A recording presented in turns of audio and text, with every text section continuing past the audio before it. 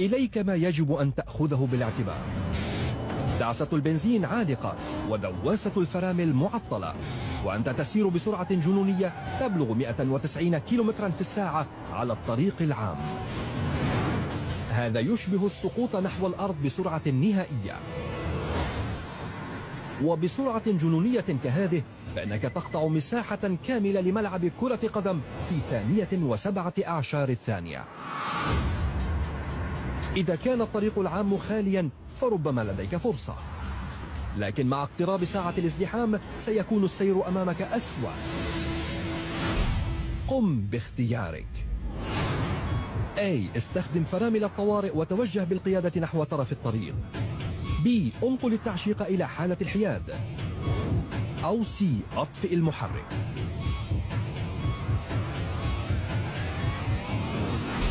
إذن ماذا يمكن أن تفعل؟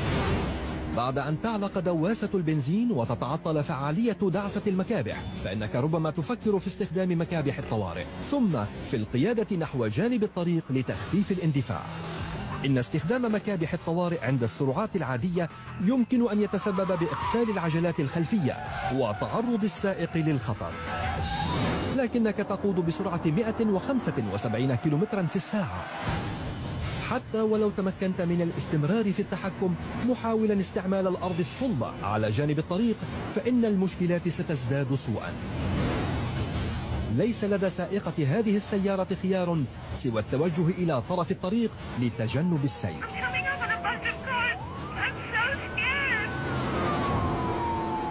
إنها حقا محظوظة، لأن الأرض الصلبة والسطوح المتعرجة تجعل السائقين يفقدون السيطرة في أغلب الأحيان ويطيرون نحو انقلاب مميت. لذلك إذا اخترت استخدام مكابح الطوارئ والقيادة نحو طرف الطريق قد تكون قد ارتكبت غلطة مميتة.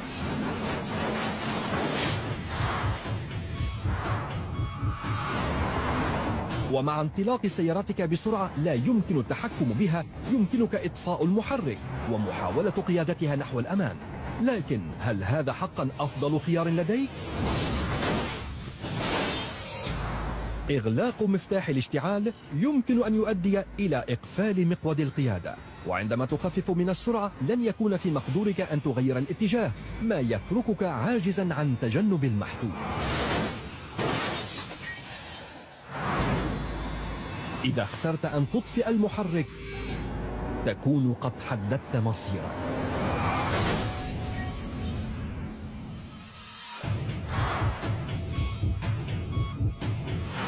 إذن ماذا يجب أن تفعل؟ إذا أردت أن تنجو من هذه القيادة المميتة والمخيفة، فإن أفضل شيء تقوم به هو وضع جهاز التعشيق في حال الحياد. وعندما تفصل ناقل الحركة فإنك تفصل جهاز التعشيق الذي يجمع المحرك بكراسي المحور. ومع أن التحكم بمحركك سيبقى من دون جدوى، فإن وضع السيارة في حال الحياد سيؤدي إلى كبح جماحها من الانطلاق. اضغط بقوة على المكابح، ومع انعدام القوة التي يولدها المحرك لدفع السيارة، فإن نظام مكابح السيارة يستطيع الآن تخفيف سرعتها، ما سيسمح لك بإنهاء هذه المحنة المميتة. ضع السيارة في حالة الحياد. هذا ما يجب أن تفعله إذا كنت لا تريد الموت.